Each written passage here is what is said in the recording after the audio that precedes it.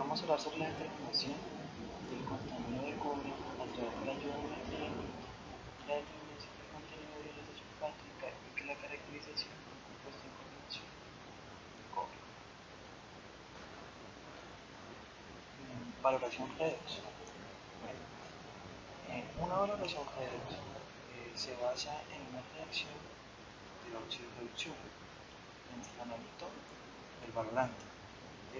¿Qué nos quiere decir esto? Pues estas son aquellas valoraciones en las que la reacción tiene lugar entre el analito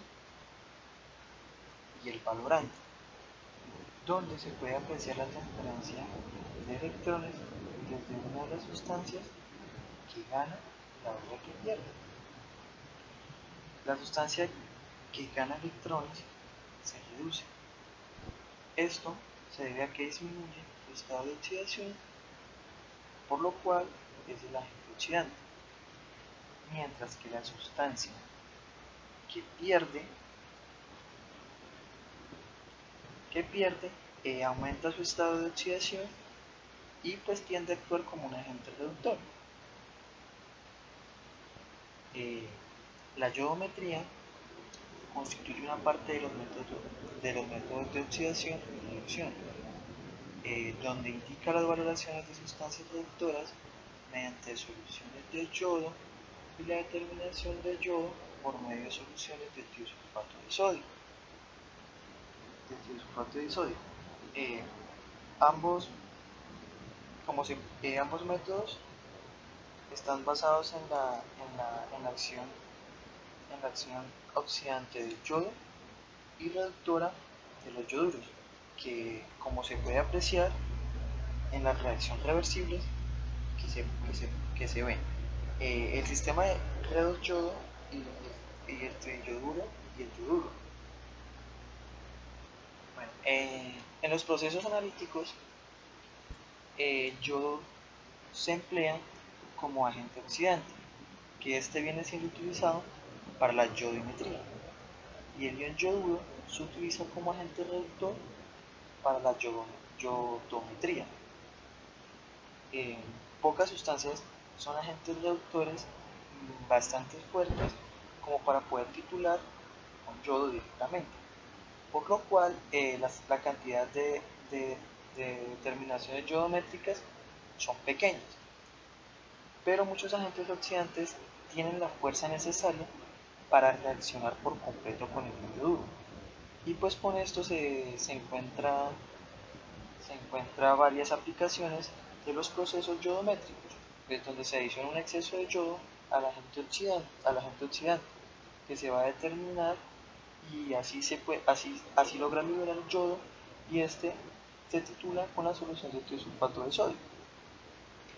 En algunos casos no se nombra como yodimetría, sino que se habla de procesos yodométricos directos e indirectos. Bueno, vamos a hablar de los procesos yodométricos directos. Los procesos directos, la sustancia más importante son agentes reductores con suficiente fuerza para poder titularlas directamente. Estas sustancias son el tiosulfato, el arsénico 3, el antimonio 3, el sulfito, el estaño 3 y el ferrocianuro, que son agentes reductores con la capacidad de titular directamente con el yodo. En los procesos indirectos, muchos agentes oxidantes pues, se pueden analizar adicionando yoduro de potasio en exceso, y titulando el yodo que se libera, puesto que pues muchos agentes oxidantes pues necesitan estar en una solución ácida con el yoduro titulante que se utiliza, con el yoduro titulante, y pues el que se utiliza comúnmente es el tiosulfato de sodio. A continuación, un ejemplo demostrativo de la presente práctica de titulación del compuesto como base. Entonces se tiene la presente reacción del sulfato de tetramín cobre monohidratado con ácido clorhídrico, produce el siguiente complejo. Entonces, cuando el complejo se le adiciona cierta cantidad de agua, en este caso 30 mililitros, comienza a solubilizarse un poco. Luego de que el ácido clorhídrico empieza a realizar la titulación, los iones cloruro inician a cambiar la esfera de coordinación del complejo. Eso ocurre pues debido a que los grupos amino que contiene el complejo obtienen reacciones ácido-base con el ácido clorhídrico, dando un nuevo complejo. Se utilizó el indicador naranja de metilo para poder determinar la concentración del nuevo compuesto de coordinación, ya que con estas diferencias de concentraciones se puede determinar la concentración de los grupos amino presentes en el compuesto de coordinación, haciéndose una relación estequiométrica y con las diferencias de los volúmenes empleados en la titulación.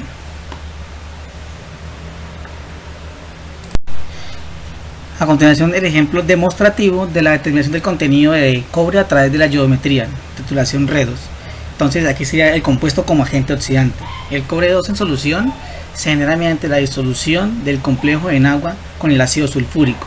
Tras la adición de exceso de yoduro en solución de cobre 2, un precipitado de yoduro de cobre se forma junto con el yodo, y el yodo liberado se adora entonces con tiosulfato de sodio, como se evidencia en la presente reacción.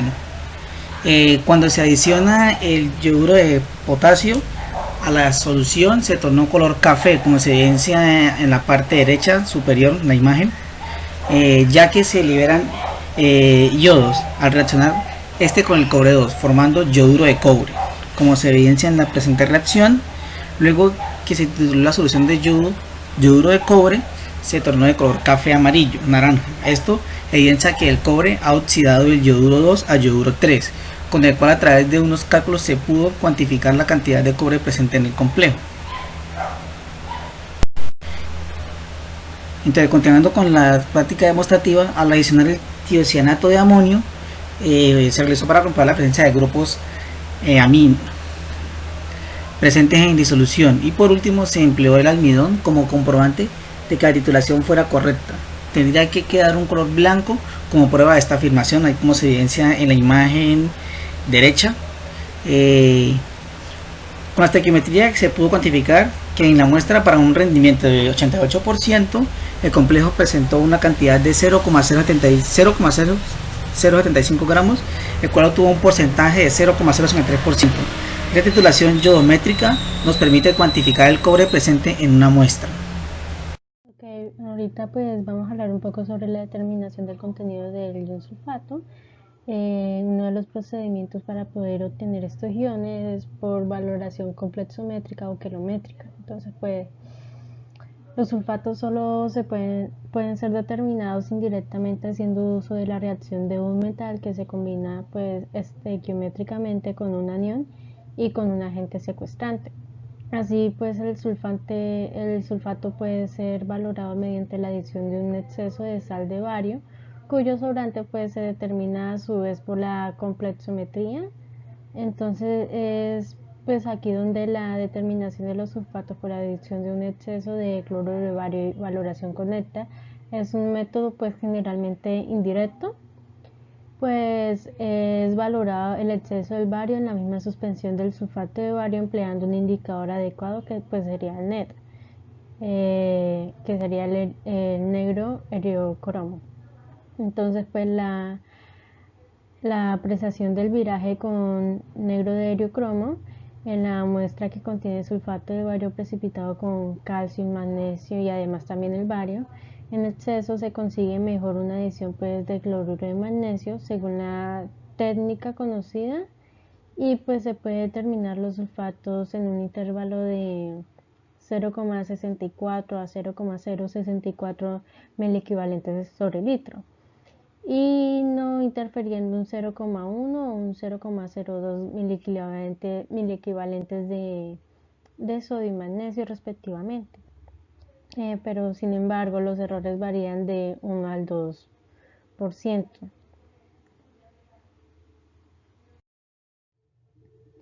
Entonces, pues un pequeño ejemplo de lo que vamos a hacer con este procedimiento es que se tendrá los iones contenidos en una muestra de agua con cloruro de bario en exceso, operando pues en calientes en esta primera parte, y una vez ya fría la muestra se neutralizará y se le adicionará una sustancia reguladora de pH 10 y el negro de cromo que actuará como un indicador.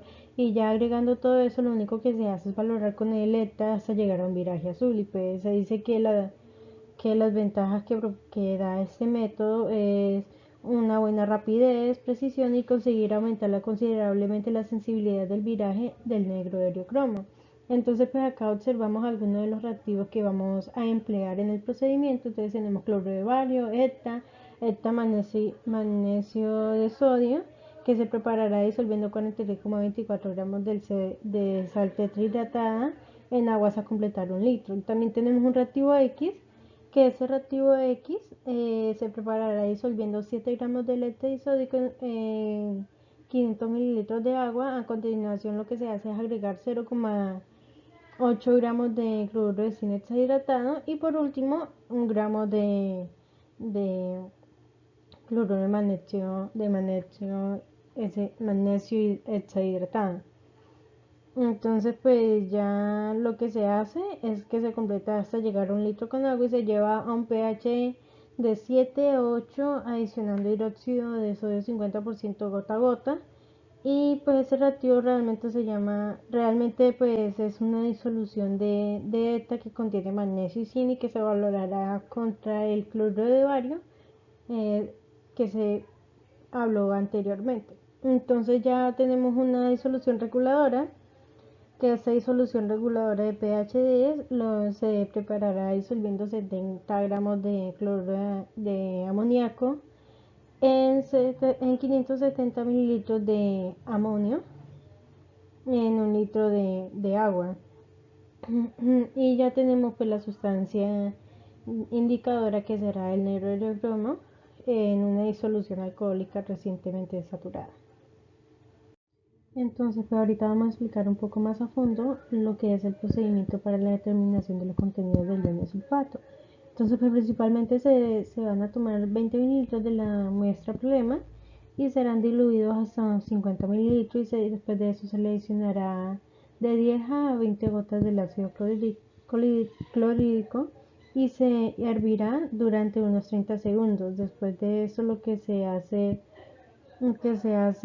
es añadir pues en caliente la disolución del cloruro de bario a 0,01 molar gota a gota con la ayuda de una bureta.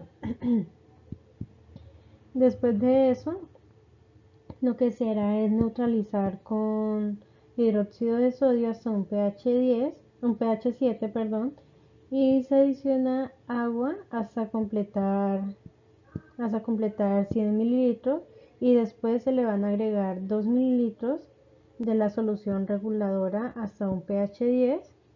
Se le agregarán 6 a 4 gotas del indicador, que será el negro heliocromo, y se procederá a una valoración con reactivo X hasta llegar a un viraje rojo vinoso o a un azul persistente. Una vez que se ha alcanzado pues el punto final, conviene esperar unos 2 minutos porque parte del bario y del calcio retenidos por lo precipitado vuelve a la disolución y el color del medio adquiere nuevamente la tonalidad rojiza, por lo que hay que añadir unas gotas más del reactivo para que adquiera el color azul definitivo. Entonces pues acá tenemos el cálculo que se hizo para saber cuántos miligramos de iones de sulfato se obtuvo de esta valoración. Entonces pues se tomará como A los mililitros de cloruro de bario de 0,01 molar empleados en la precipitación de los iones de sulfato. Será B como los mililitros gastados del reactivo X a 0,01 molar, pues el cual incluye pues la suma del bario en exceso más el cadmio y el magnesio, y pues esos son los existentes en el agua. Y como se tomará el el volumen consumido en la valoración de la muestra, aparte del agua problema, como el reactivo X de 0,01 molar o bien el ETA.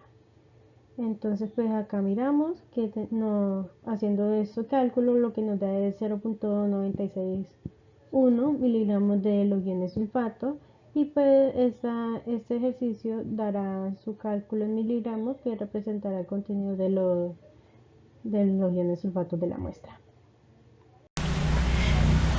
Bueno, entonces a continuación se tiene el siguiente artículo que titula Complejos de cobre 2 amoníaco, en el cual ellos se enfocaron en una serie de compuestos de coordinación para hacerle su respectiva caracterización. Nosotros en la presente exposición nos vamos a enfocar en el sulfato de tetramín cobre monohidratado, y ahí están sus respectivos autores.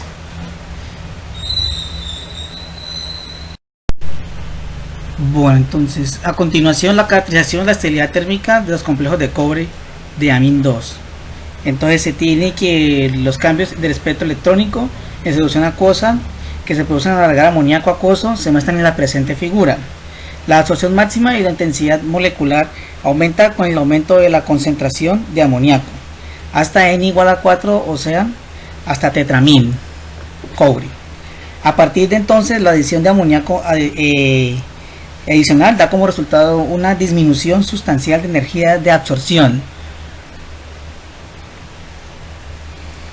Esto se ha denominado, ellos lo han denominado el efecto de pentamina, y lo atribuyen a la formación del catión pentamín cobre 2+, probablemente asociado con una molécula de agua.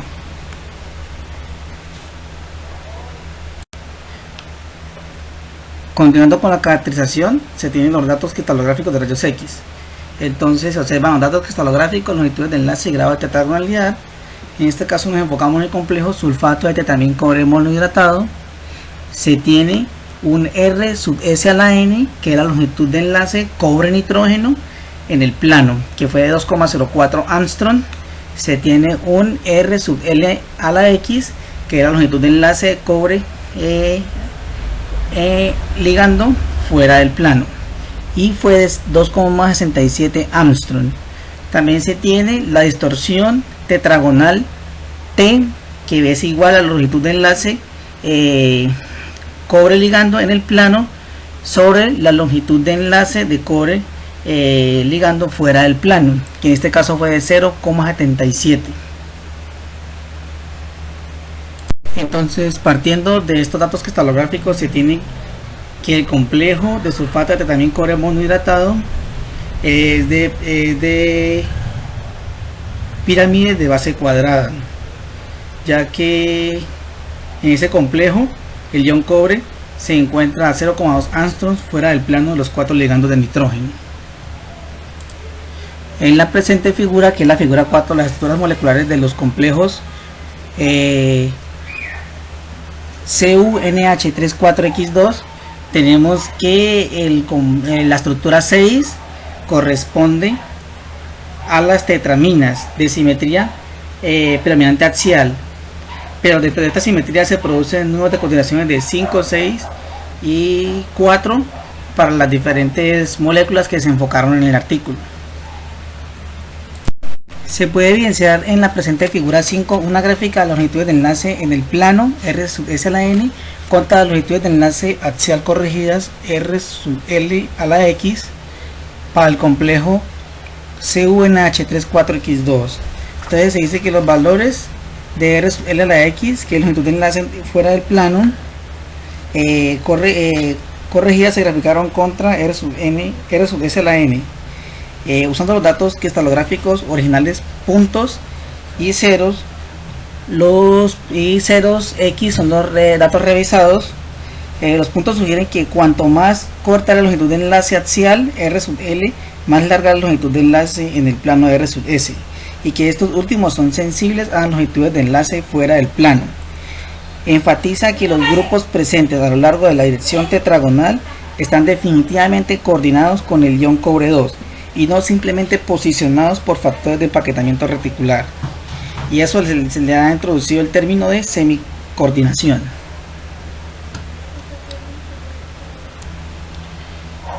Bueno, entonces continuando con la caracterización del dato cristalógico de rayos X, se puede corroborar aquí con una serie de referencias las 15 estereoquímicas básicas del ion cobre 2 con complejos de amina. Entonces se tiene que para la del sulfato de tetramín cobre monohidratado presenta una estructura de piramidal base cuadrada 9n en el plano, 10 fuera del plano. Continuando con la caracterización, en la presente tabla se muestran datos magnéticos, muestra algunos ejemplos de los momentos magnéticos a temperatura ambiente de los diversos complejos de amina cobre 2. Todos se sitúan por encima del valor de un solo spin de 1,73 bm y se encuentran en el rango de 1,8 a 2,0 bm, que se encuentran normalmente para complejos de cobre 2 en ausencia de cualquier acoplamiento antiferromagnético. Los valores son considerables con el estado fundamental orbitalmente no degenerado para el ion cobre 2. El aumento por encima del valor de un solo spin sugiere la mezcla de un estado excitado degenerado orbitalmente en el estado fundamental a través del acoplamiento spin orbital. El último efecto depende claramente de la simetría de los estados excitados presentes y de sus energías, las cuales dependerán de la estereoquímica presente. En este caso, para el sulfato de tetramín cobre monohidratado se tiene un momento magnético de 1,87. Entonces, continuando con la caracterización, se tienen datos de cristal único polarizados. En la presente figura, los espectros electrónicos polarizados de la estructura molecular de sulfato de tetramín cobre monohidratado. Se tiene que se ha informado una estructura piramidal de base cuadrada para el anión acuo tetramín cobre 2+, que está presente en el complejo de sulfato de tetramín cobre monohidratado. La estructura cristalina no es ideal para las mediciones de polarización, ya que los ejes tetragonales moleculares locales de las 4 moléculas por unidad de celda están desalineados en 61 grados. Los espectros polarizados se evidencian que consisten en un único máximo intenso de 17,5 kK en polarización XY, que simplemente pierde intensidad en la polarización Z.